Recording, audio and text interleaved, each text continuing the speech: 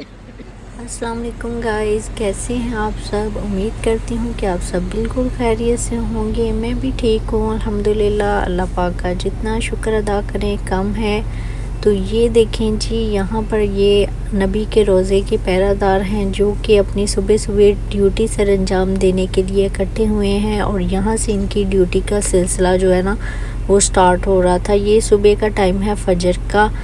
तो यहाँ पर आज हमारा था फजर के फ़ौरन बाद परमिट। तो फजर की नमाज़ अदा करने के बाद हम फ़ौरन से लाइन में लग गए। तो अल्हम्दुलिल्लाह पहले जो हम इंटर होने वाले थे रियाज़ुल जन्नत के अंदर, वो पहले हम ही थे क्योंकि सबसे पहले हमारी बारी आई थी।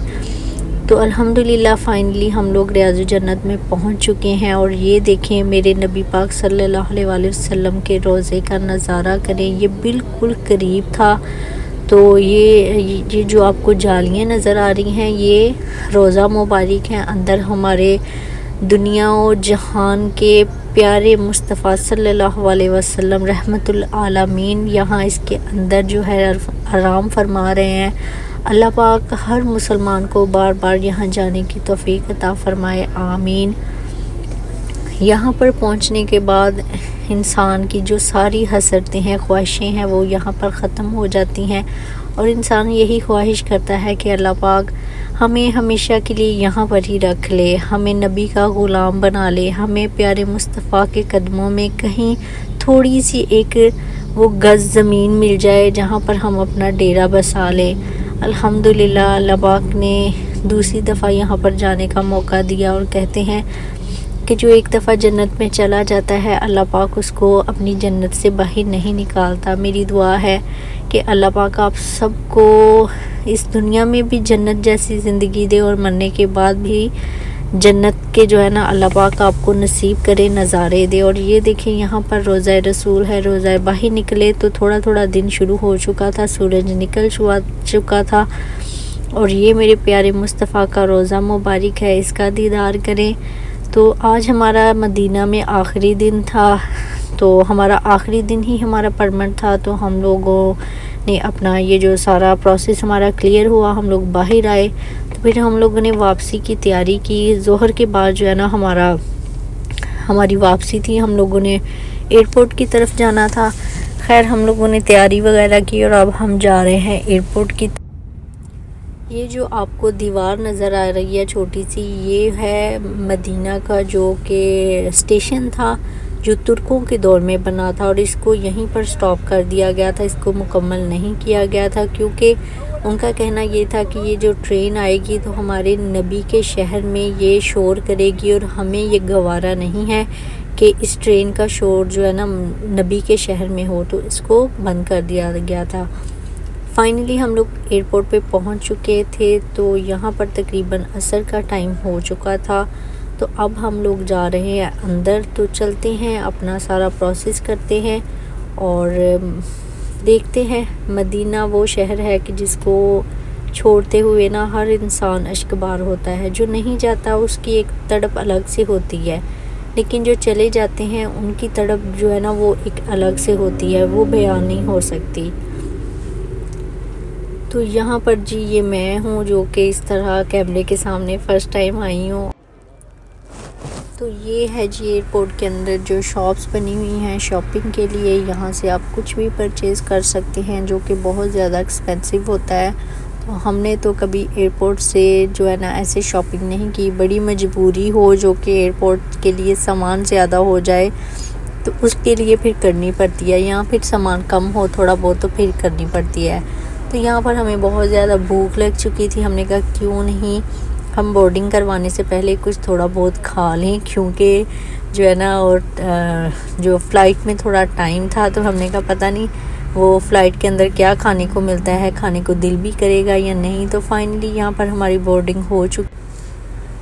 ये तकरीबन मगरिब का टाइम था। यहाँ पर भी मगरिब की अज़ान हुई और हम लोगों ने नमाज़ अदा की। नमाज़ अदा करने के फ़ौरन बाद ही हमारा जो है ना वो गेट ओपन हो गया और हम लोग प्लेन की तरफ चले गए।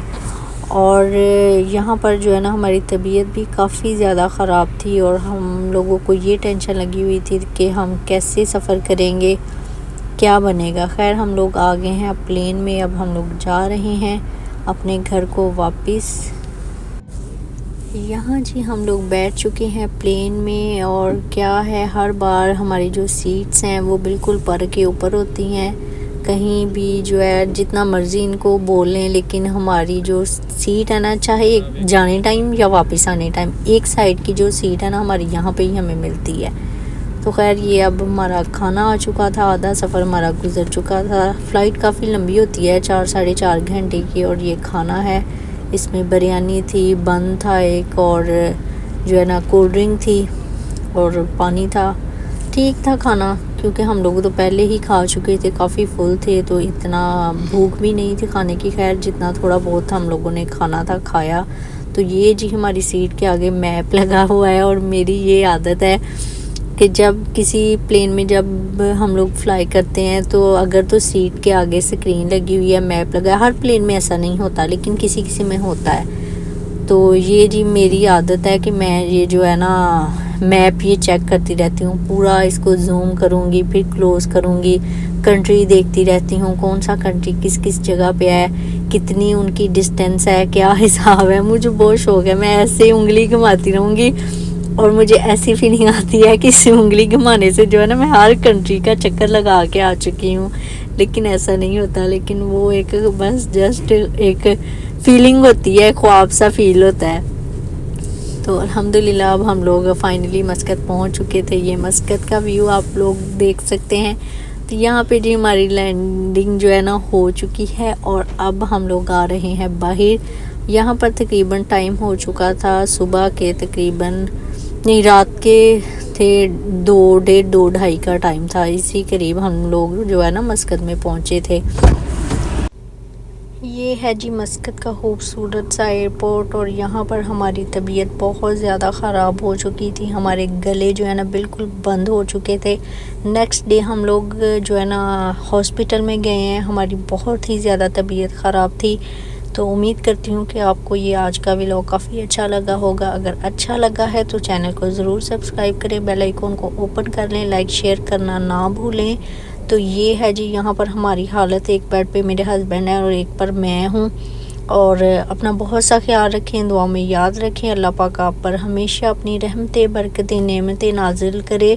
और रमज़ान का महीना है, ज़्यादा से ज़्यादा इबादत करें, और मुझे भी दुआओं में याद रखें। मैं भी आप सबके लिए दुआएं करूँगी। ख़ुसूसी दुआ की अपील है, अल्लाह पाक आप पर अपना ख़ास नज़र करम करे, और हम रमज़ान की हमारी छोटी छोटी कोशिशों को कबूल करे। आमीन। अल्लाह हाफिज़।